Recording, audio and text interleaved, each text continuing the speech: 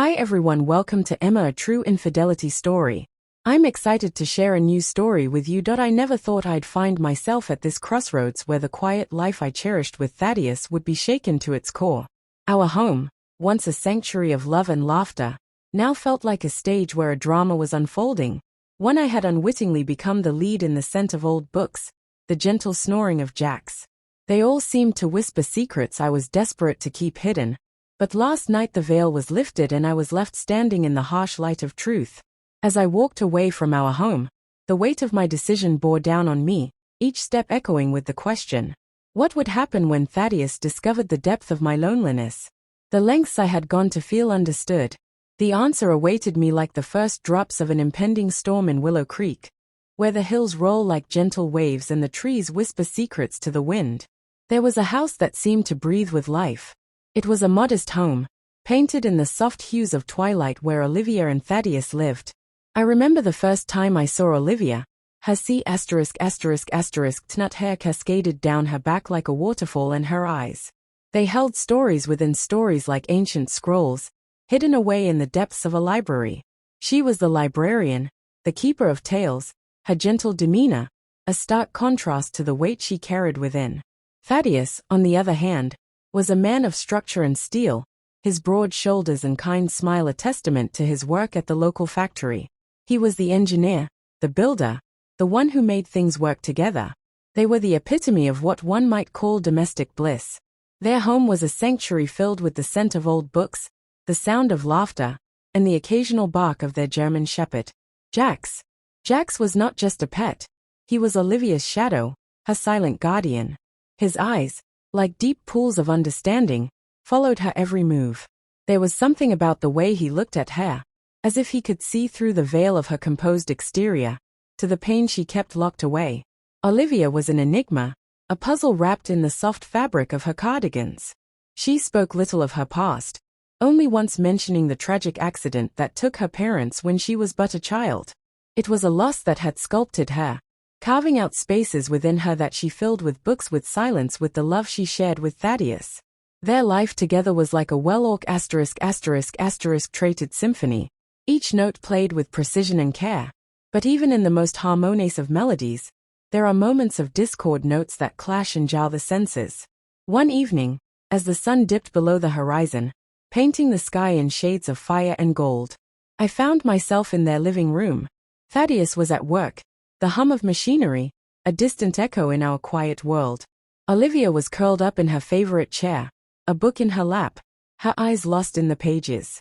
Jax lay at her feet, his head resting on her slippers, his gaze never leaving her face. The room was bathed in the soft glow of the lamp, casting long shadows that danced with the flickering of the fire. It was then, in that serene moment, that I noticed something, a slight tremor in Olivia's hand as she turned the page. A fleeting look of fear that crossed her features like a shadow. Jax, ever perceptive, lifted his head. His ears perked up, his body tense. He sensed it too, the undercurrent of something unspoken, something that threatened to unravel the very fabric of their lives. As the night deepened, the house seemed to hold its breath. The usual sounds of settling wood and the gentle snoring of Jax were replaced by a palpable tension. Olivia, usually so composed, seemed to be wrestling with an invisible force, her eyes darting to the door, then back to her book, as if seeking refuge in the words. And then there was a knock at the door, not the usual friendly tap of a neighbor, but a sharp, insistent rah that echoed through the house like a gunshot. Olivia's book fell to the floor, her face drained of color. Jax, now standing, his hackles raised, let out a low growl, his eyes fixed on the door. The moment stretched, time itself seemed to pause, waiting for the next effie of this unexpected rhythm. Olivia stood, her movements mechanical, her eyes wide, with a fear I had never seen before. She approached the door, her hand hesitating on the knob, her breath shallow. The secret she harbored, the one that had lain dormant beneath the surface of their idyllic life, was about to surface. And as she opened the door, the night air rushed in, carrying with it the scent of impending change, of revelations that would challenge everything they knew, everything they believed in. But what stood on the other side of that door? What awaited Olivia in the darkness beyond was something neither she nor I could have ever anticipated. It was a typical Wednesday morning when Thaddeus left for work, his kiss lingering on my forehead, a promise of chocolate from the factory's gift shop hanging in the air. I watched him drive away the taillights of his car, disappearing into the early morning mist alone. Now I turned back to the sanctuary of our home, the quiet pressing in around me like a heavy cloak. I made my way to the kitchen, the familiar routine of brewing tea, offering a semblance of comfort. The kettle whistled a lonely song in the silence as I poured the steaming water over the tea leaves with the mug warming my hands. I wandered into the library, my fingers tracing the spines of the books, each one a friend, a confidant in this solitary world today. The books seemed to whisper differently. Their stories, usually so comforting, felt distant as if they were speaking from another realm. I settled into my favorite chair, the one by the window, where the light was just right for reading Jax. Sensing my unease, patted over and laid his head on my lap. His eyes, those deep pools of understanding, looked up at me with a concern that mirrored my own inner turmoil. I stroked his fur, my touch lingering each stroke, a silent conversation between us.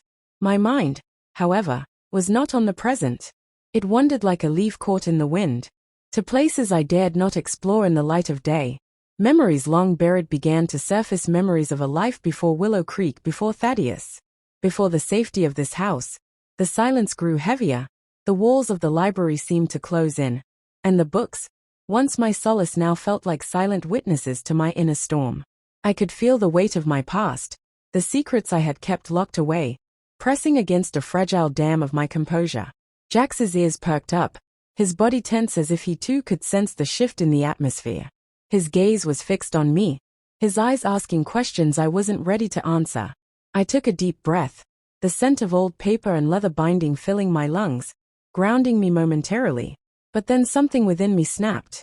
The tea, now cold, was set aside as I stood abruptly, the chair scraping against the wooden floor. Jax jumped back, his tail between his legs, watching me with a mix of confusion and concern. I couldn't stay here, not with these thoughts, not with this oppressive silence. I needed to move, to do something, anything to break the spell of this overwhelming loneliness. My steps were quick, almost frantic. As I moved through the house, my heart racing with a decision that felt both inevitable and terrifying. I grabbed my coat, my keys, and with a glance at Jax, who now sat by the door, I made my choice. I'll be back. I whispered to him, more to reassure myself in him. The door opened with a creak, the morning air cool against my flushed cheeks. I didn't know where I was going, only that I had to go. The town of Willow Creek was waking up, but I felt as if I were walking through a dream, each step taking me further from the life I knew, from the safety of my routine. The road stretched ahead, a metaphor for the path I was about to take, one that would change everything. What I would do next, where I would end up, was as unknown to me as the secrets I carried. But one thing was clear, the quiet life I had built with Thaddeus, the sanctuary of our home, was about to be irrevocably altered.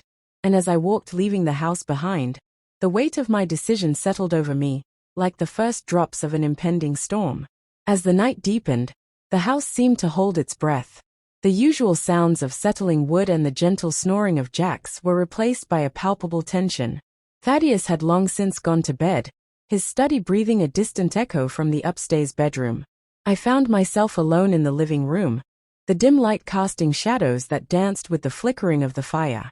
Jax, ever attentive, moved closer to me, his presence both comforting and stirring something deep within. The room was quiet. Save for the soft ticking of the grandfather clock, each took a heartbeat in the silence. Jax's eyes, those deep pools of understanding, watched me intently, as if he could see through the veil of my composed exterior to the pain I kept locked away. His head rested on my lap, his warmth seeping through my clothes, a stark contrast to the cold loneliness that had enveloped me in that moment. With the world outside asleep and the house wrapped in its own cocoon of silence, I felt an overwhelming urge to connect, to feel something real, something tangible.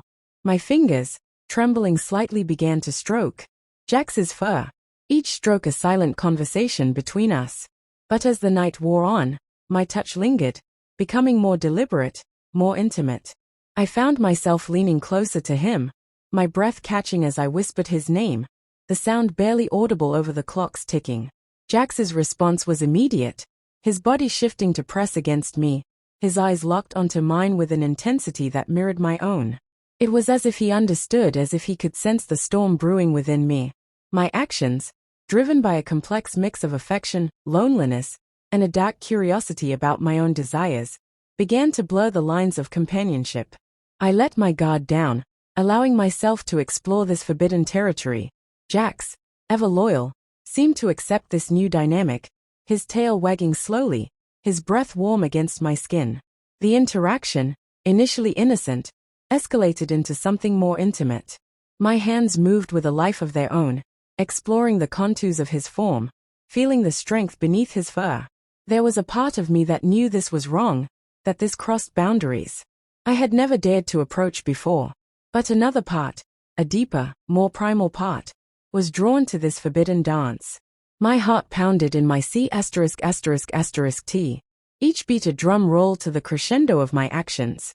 I could feel the heat rising, the room growing smaller, the world outside fading away until there was just me and Jax locked. In this moment of vulnerability and exploration, my fingers traced lines down his back, each touch sending a shiver through both of us. But then a sound from upstairs shattered the spell, the creak of a floorboard, the soft murmur of Thaddeus stirring in his sleep. My heart stopped. My breath caught in my throat. Jax's ears perked up, his body teasing as he too heard the disturbance. Panic surged through me, a cold wave replacing the heat of the moment. I quickly withdrew my hands, my mind racing with the implications of what had just transpired. What if Thaddeus had seen? What would he think? The questions swirled in my head, each one more terrifying than the last. I stood, my movements jerky, my eyes darting to the staircase, expecting at any moment for Thaddeus to appear, his face a mask of confusion, or worse, betrayal. Jax, sensing my distress, moved back to his usual spot by the fireplace, his eyes still on me, but now with a look of concern rather than curiosity. The silence returned heavy and oppressive. I sat back down, my hands now folded in my lap, my mind a whirlwind of guilt and confusion. What had I done? What had I allowed myself to feel? The room felt different now, charged with the electricity of what had just occurred and the looming possibility of what might still happen. The grandfather clock continued its relentless ticking, marking the passage of time, each second stretching into eternity as I waited, my heart in my throat, for Thaddeus to either return to sleep or come downstairs. The night, once a sanctuary, now felt like a trap, holding me in its grasp as I sat there alone with Jax, the echoes of my actions reverberating through the silence. I couldn't sleep. The weight of the day, the silence of the house, it all pressed down on me like a physical force. I tossed and turned, the sheets tangling around my legs, until I decided to get up. Maybe Olivia was still awake reading one of her novels, lost in another world, where the problems were fictional and could be solved by turning a page. I slipped out of bed, my feet cold against the wooden floor. The house was silent, the only sound, the soft hum of the refrigerator from the kitchen. I made my way downstairs, expecting to find Olivia in the living room, her silhouette illuminated by the lamp, a book in hand. But the room was empty, the chair by the window vacant, the fire and the hearth reduced to glowing embers. A faint sound, almost like a whisper, drew my attention towards the kitchen. My heart picked up its pace, a mix of curiosity and concern. I approached quietly, the floorboards under my feet creaking with a betrayal of my stealth. There she was, Olivia, her back to me, standing near the counter. At first I thought she might be making tea, or perhaps a midnight snack. But as I watched, her movements were not those of someone preparing food. They were slow, deliberate, and intimate. My breath caught in my throat as I realized what was happening. Jax, our loyal companion, was there with her. His tail wagged gently, his body pressed against her side. Olivia's hands moved with a tenderness that was unsettling, her fingers tracing patterns in his fur, her touch lingering in ways that made my stomach churn. I stood frozen, my mind racing to comprehend the scene before me. This wasn't just affection, it was something deeper, something that crossed lines I hadn't even considered. Olivia's face was soft, her eyes closed, a look of peace and connection that I hadn't seen in her for a long time. Jax responded to her touch, his eyes locked onto hers with an understanding that seemed almost human. The bond between them, usually so innocent, now seemed to delve into forbidden territory. My heart pounded in my C******T, each beat a drum roll of confusion and horror. I wanted to speak, to interrupt, to demand an explanation, but my voice was lost in the thick air of the kitchen. The scene was surreal, like stepping into one of Olivia's novels, where the lines between reality and fantasy blurred. Olivia whispered something to Jax, her voice so low it was almost inaudible, yet it carried a weight of emotion that made my skin prickle. Jax's ears perked up and he nuzzled closer to her, his actions mirroring hers in a dance that was both disturbing and mesmerizing. I felt a cold wave of realization wash over me. This was not just a moment of loneliness or a fleeting lapse in judgment. This was something Olivia sought, perhaps needed in ways I hadn't understood or seen. The implications of what I was witnessing were staggering, shaking the very foundation of our relationship. My mind reeled with questions. How long had this been going on? What did it mean for us, for her? For Jax, the cute dog. Our cute dog was not just a pet, but a confidant, a partner in this secret life she led when I thought she was merely reading or lost in thought. The kitchen, once a place of warmth and shared meals, now felt like a stage where the curtain had been pulled back to reveal a hidden act. Olivia, unaware of my presence, continued her interaction with Jax. Her movements, fluid, almost ritualistic. I couldn't move, couldn't speak. I was a spectator to this intimate yet perverse connection. My heart raced, my mind a storm of emotions. Betrayal, confusion, a strange fascination, and an underlying fear of what this meant for us. And then the decision loomed before me like a cliff's edge. Would I confront her, break the silence with my voice and demand answers? Or would I retreat back into the shadows of our marriage, carrying this secret like a stone in my heart? The grandfather clock in the living room began to chime, marking the hour each toll, a reminder of the passage of time, of decisions made and unmade. The sound seemed to echo my inner turmoil, each time a question, a challenge to my resolve. What would I do? What could I do? The night held its breath, waiting for my choice. As I stood there watching Olivia and Jax, their bond now irrevocably changed in my eyes and perhaps in the fabric of our lives. The next morning, the air in the house is thick with unspoken words. I woke up with a heavy heart, the weight of last night's discovery pressing down on me like a physical force. I couldn't shake the image of Olivia and Jax, the way her hands moved with such intimacy, the way he responded with an understanding that seemed almost human. It felt like a betrayal not just of our marriage, but of the trust we had built over the years. I found Olivia in the garden, her hands buried in the soil planting new flowers. The morning sun cast a soft glow on her, making her look almost ethereal, but the peacefulness of a scene was a stark contrast to the storm brewing inside me. I approached her, my steps heavy, my mind racing with questions and accusations. Olivia, I called out, my voice calm, but carrying an edge of betrayal. She looked up, her eyes meeting mine, and for a moment I saw the same woman I fell in love with. But now there was something different, something hidden beneath the surface. Thaddeus, she responded, her voice faltering slightly as she stood up, brushing the dirt from her hands. What's wrong? I took a deep breath, the scent of earth and flowers filling my lungs, but it did little to calm the turmoil within. Last night, I began, my words measured. I saw you with Jax. What was that? Her face paled, her eyes filling with tears. As she realized what I was referring to, Thaddeus, I can explain, she stuttered, her composure crumbling under the weight of my gaze. Explain what, Olivia? My voice rose, the calm facade slipping. How long has this been going on? Why would you seek such an outlet with him? She looked away, her hands trembling as she clasped them together. It's not what you think, she whispered, but the words sounded hollow, even to her own ears. Then what is it? I demanded, stepping closer, the distance between us feeling like a chasm, because from where I stood it looked like you were crossing lines that should never be crossed. Tears streamed down her face now, and she took a shaky breath before speaking. I've been so lonely, Thaddeus, not just physically but emotionally. There's this void inside me, a fear of intimacy with humans because of my past. Jax has been my anchor, my silent confidant. It's not about anything physical in the way you might think. It's about feeling connected, feeling understood. I felt a mix of anger and confusion, her words stirring a whirlwind of emotions within me. So you turned to our cute dog for emotional support. Olivia, that's not normal. That's not how relationships work. I know, she sobbed, her voice breaking. I know it's not normal, But my past, the trauma, it's made me afraid of human connection. Jax, he doesn't judge. He doesn't demand his just there, and in his presence I feel less alone. The confession hit me like a wave, the depth of her loneliness, the fear she harbored, it was all laid bare. Yet the betrayal stung. The image of her with Jax, their bond, now tainted in my eyes, was seared into my mind.